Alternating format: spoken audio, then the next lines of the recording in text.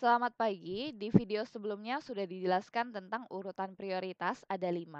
Nah, hari ini akan dijelasin yang contoh manual dan mekanik dulu, yaitu yang skenario kelima, cost effectiveness. Nah, bisa kalian perhatikan di sini, metode cost effectiveness dapat digunakan untuk menentukan pilihan teknologi, di antaranya disebut dengan crossover discount rate. Jadi nanti disajikan dua pilihan teknologi atau dua alternatif. Nah, dalam hal ini berarti contoh soal yang kemarin itu, pertama, perusahaan itu ditawarkan menggunakan, cara manual atau labor. Jadi misalnya untuk memproduksi suatu produk, jadi disarankan pakai manual ajalah, menggunakan tenaga kerja manusia. Atau ada juga alternatif kedua, yaitu menggunakan mekanik atau tenaga mesin. Nah, sudah ada masing-masing biayanya. Sekarang juga jangan cuma dengarkan videonya saja, tetapi coba menggunakan Excel-nya juga. Jadi nanti kita akan lihat cara hitungnya bagaimana di Excel-nya, supaya kalian paham gitu ya.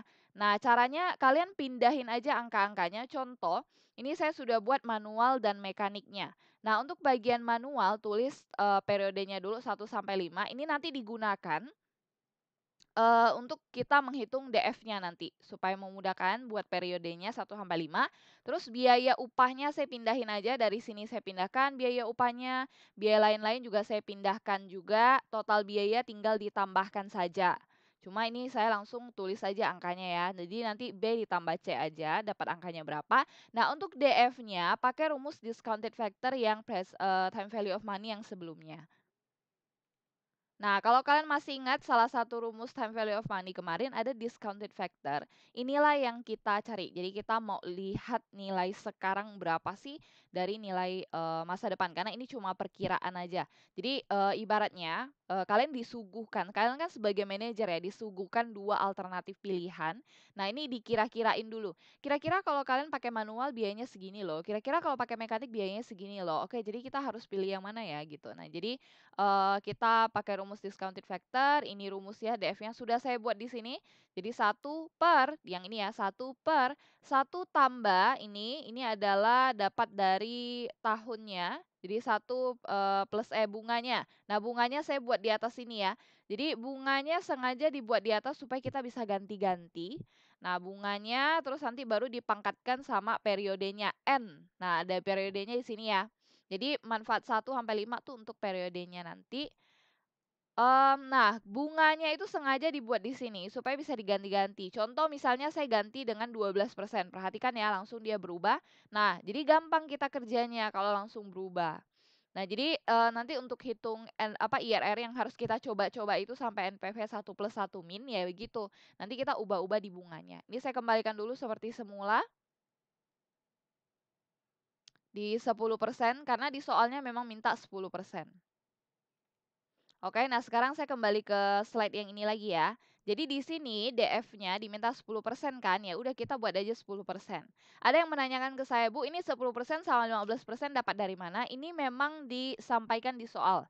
Jadi nanti di soalnya diminta, "Oke, coba hitung ya berapa NPV kalau misalnya dia tingkat bunga 10%. Atau misalnya hitunglah berapa NPV kalau tingkat bunga 15%." Jadi tinggal ditulis saja.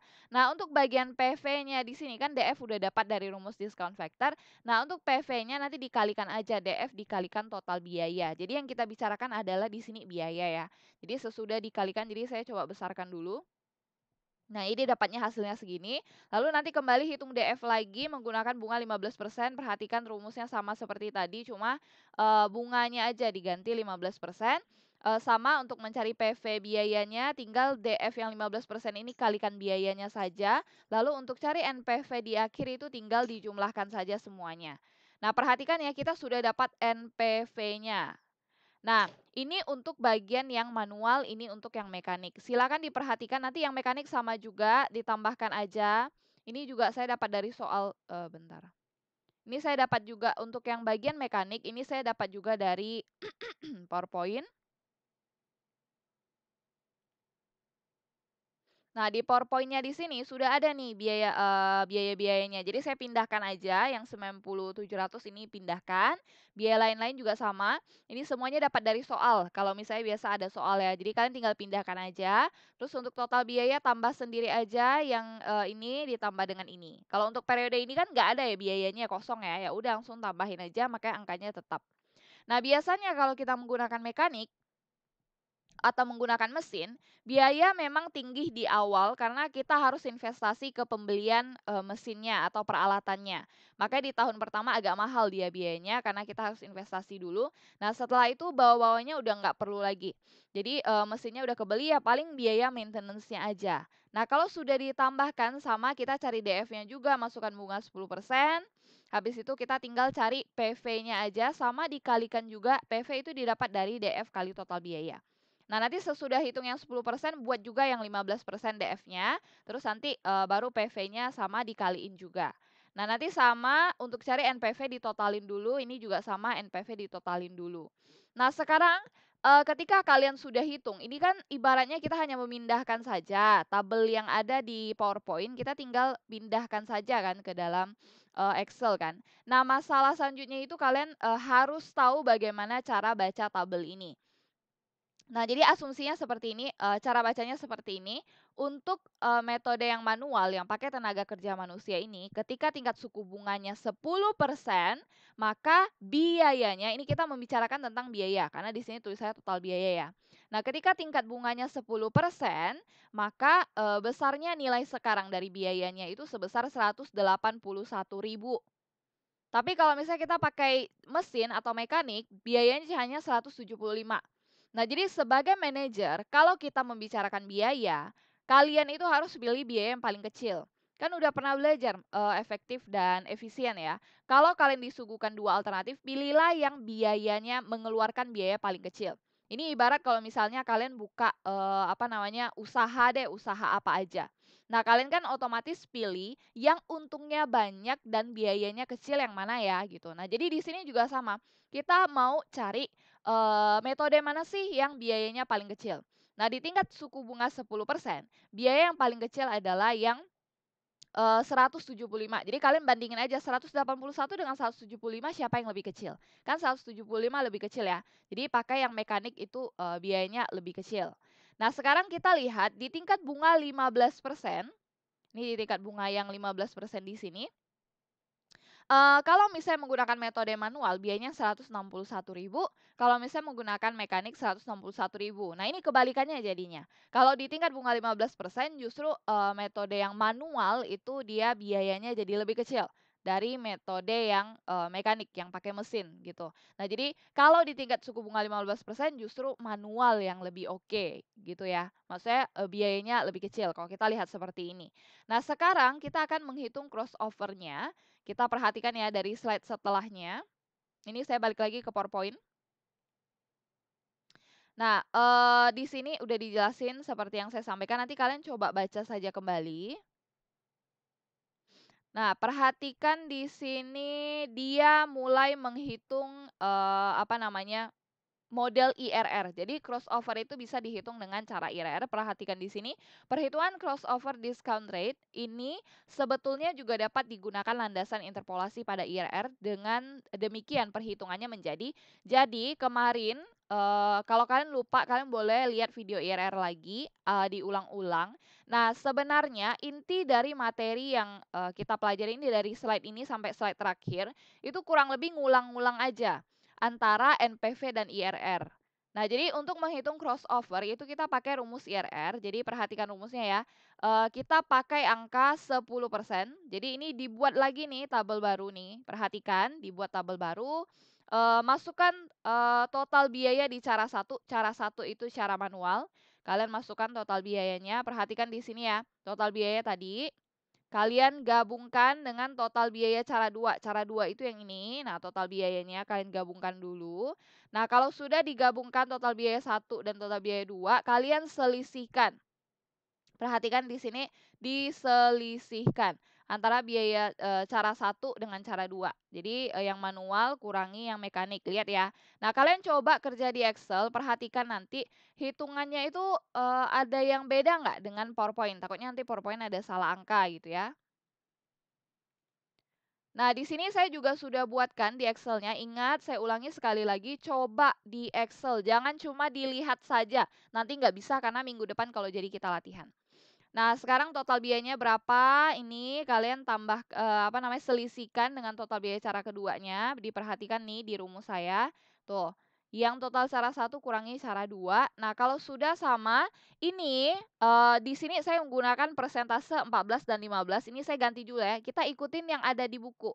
Di buku itu kan diminta 10% dan 15, maksudnya di soal atau di PowerPoint, itu diminta 10% dan 15, jadi di sini saya ganti 10 dan 15. 10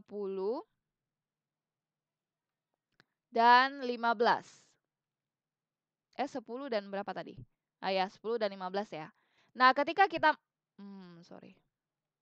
Nah, ketika kita memasukkan angka bunganya 10 dan 15 dan udah dimasukkan pakai rumusnya ya. Nah, angka NPV-nya itu satu positif, satu negatif. Nah, berarti ini sudah memenuhi syarat menghitung IRR. Kan udah saya sampaikan, kalau mau hitung IRR, rumusnya itu harus satu positif dan satu negatif. Di bawah saya sudah buatkan rumus crossover discount rate-nya atau saya pakai rumus IRR. Jadi, rumus yang ada di sini, rumus yang ada di sebentar. Nah, rumus yang ada di sini itu sudah saya buatkan di Excel-nya. Jadi kalian boleh ikutin juga nih rumus saya di sini atau boleh juga buat rumus sendiri di Excel supaya nanti angkanya tinggal keluar aja. Nah, jadi di sini sudah saya tuliskan ya, bunganya 10%, saya tambahkan dengan F yang 47 itu yang ini, NPV yang pertama yang 10%, nanti dikurangi dengan NPV yang kedua yang ada di sini, H47, nanti baru dikalikan dengan persentasenya dikurang. 15% yang G40 dikurangi dengan yang E40. Nanti 15% kurang 10%. Jadi saya pindahkan rumus ini menggunakan Excel ya. Hasilnya nanti dapatnya 14,36. Kalau punya Pak Kris itu dibuat 14,34. Mungkin ada yang dibulatkan angkanya gitu ya. Nah, perhatikan di sini ditunjukkan angka, discount rate-nya sebesar 14,34. Nah, nanti 14,34 ini nanti kita jadikan sebagai dasar pengambilan keputusan atau, bisa juga digambarkan dengan grafik, crossover yang ada di sini. Jadi kalau kalian perhatikan di PowerPoint ada, titik crossover. Nah, titik crossover ini digambar sesuai dengan hasil dari hitungan IRR atau crossover kalian. Kalau 14,34 maka titiknya nanti, sekitar 14,34 di sini, gitu ya, sama. Nah, kemarin saya juga sempat mengatakan bahwa sebenarnya ketika menghitung IRR nggak masalah sih persentasenya berapa, 15 dan 10 tuh nggak masalah persentasenya berapa, asalkan NPV dan IRR-nya harus selalu satunya positif, satunya negatif.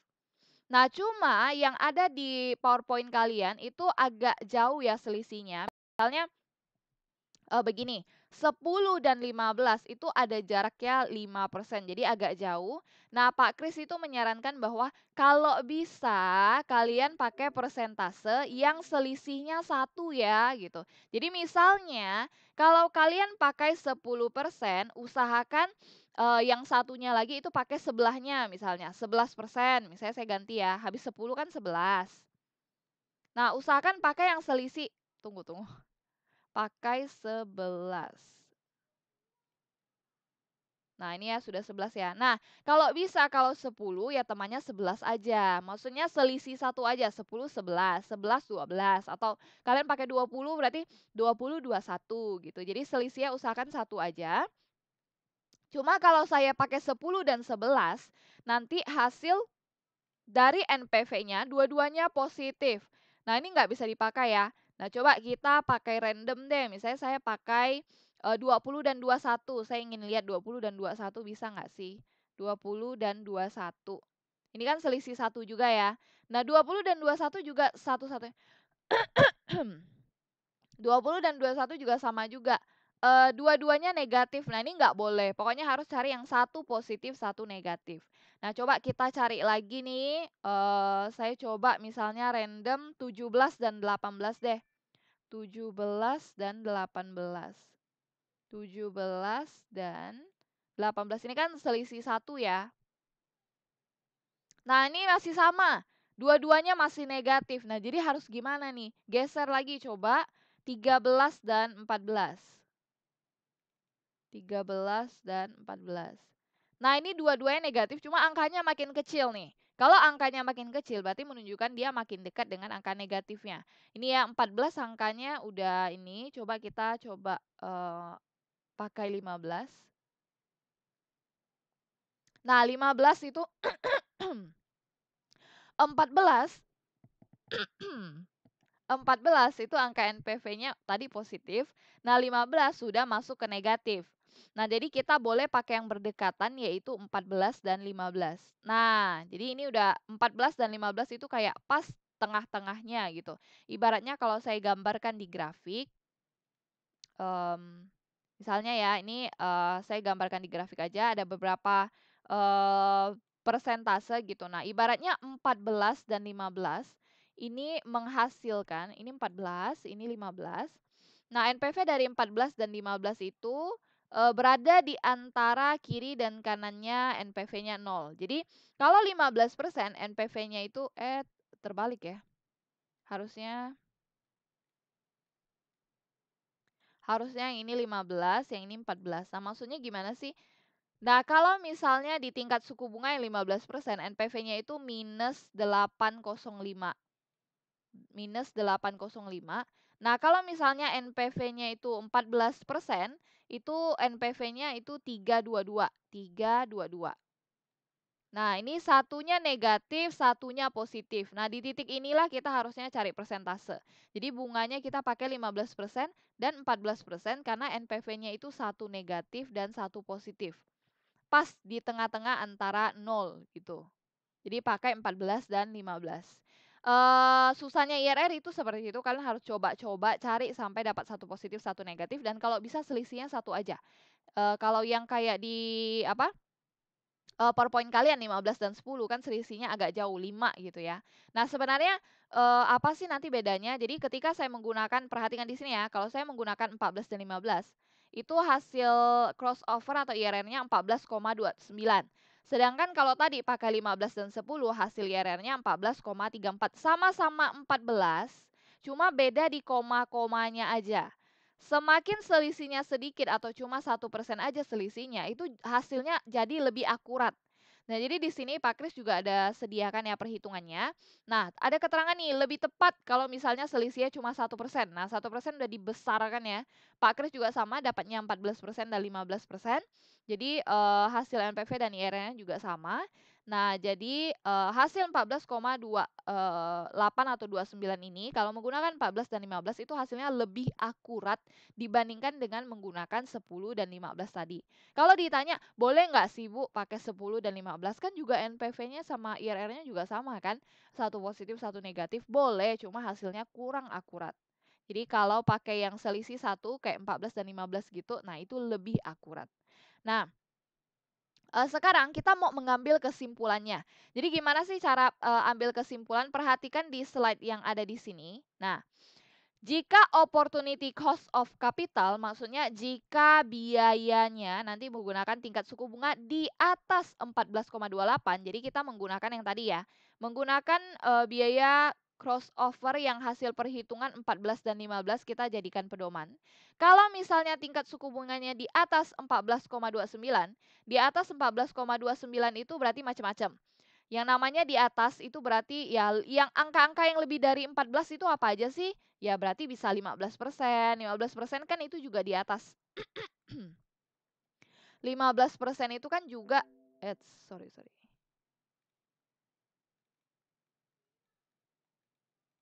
15% itu kan juga di atas 14% ya. Atau misalnya 20%. 20% kan juga di atas 14.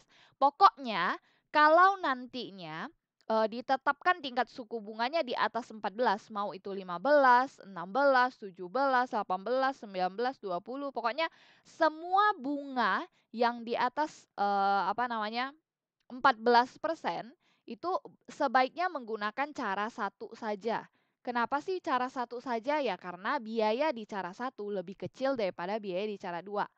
Tapi kalau misalnya ternyata opportunity cost of capital, ternyata biayanya tingkat suku bunganya ditetapkan di bawah 14. Jadi kalau di bawah 14 berarti bisa mulai dari 13, 12, 11, 10, 9 gitu ya. Pokoknya intinya di bawah 14 deh. Maka sebaiknya pilih cara 2 saja. Karena biaya yang cara 2 lebih kecil daripada biaya cara 1. Nah gitu. Sebenarnya dapat angkanya dari mana sih? Nah dapat angkanya itu kita bisa perhatikan dari yang atas sini. Kita bandingkan yang atas sini ya. Nah, jadi kalau biayanya, nih saya bukakan nih, kiri kanan.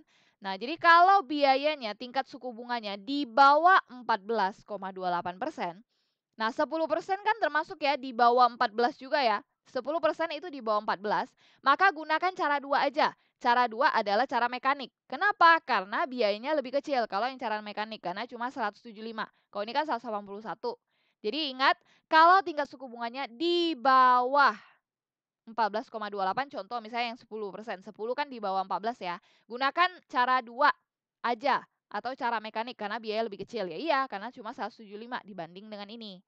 Tapi kalau tingkat suku bunganya nanti di atas 14, contohnya ini 15% itu kan di atas 14. Gunakan cara satu aja, pakai cara manual aja karena biayanya lebih kecil. Cuma 160, kok ini kan 161 gitu. Jadi kita harus cari titik crossover-nya. Nah, kalau sudah seperti itu, nanti kalian baru perhatikan grafik crossover-nya. Nah, titiknya itu kurang lebih di 14-an seperti tadi. 14,28 ya berarti titiknya di sini. Jadi semua biaya yang lebih dari 14, mulai dari 15 lah, 16 lah, 17 lah, 18 lah, pakai cara satu aja katanya. Karena kalian perhatikan cara yang manual itu grafiknya di bawah, biayanya lebih kecil. Jadi pakai cara yang satu aja. Gitu ya. Sama dengan di sini nih. Kalau misalnya bunganya makin tinggi lebih dari lebih dari 14 ya. Kalau misalnya bunganya lebih dari 14, 15, 16, 17, pakai yang garis merah. Garis merah itu cara pertama yang manual karena biayanya lebih kecil. Tapi kalau misalnya bunganya nanti lebih kecil dari 14 sebelah kiri ya, berarti 13, 12, 11, 10. Nah, kalian perhatikan, garis yang lebih bawah itu adalah garis mekanik. Jadi garis yang hitam ya itu warnanya. Nah, jadi pakai mekanik aja karena nih garisnya di bawah, jadi biaya lebih murah gitu kalau yang di bawah sini. Jadi kalau tingkat suku bunganya di bawah 14 seperti contohnya misalnya 10 ya, pakai cara yang 2 aja, pakai mekanik karena lebih murah. Lihat garisnya ada di bawah, jadi lebih murah. Inilah yang namanya metode yang crossover. Jadi pas titiknya di sini, ingat 14 komaan itu dapat dari rumus IRR. Jadi crossover itu hitungnya bisa pakai rumus interpolasi yang IRR. Begitu saja untuk metode yang ini, nanti saya lanjutkan untuk metode urutan prioritas yang lain ya. Silakan dicoba di Excel untuk perhitungan yang ini, yang bawah tadi. Kalau enggak nanti kalian nggak bisa.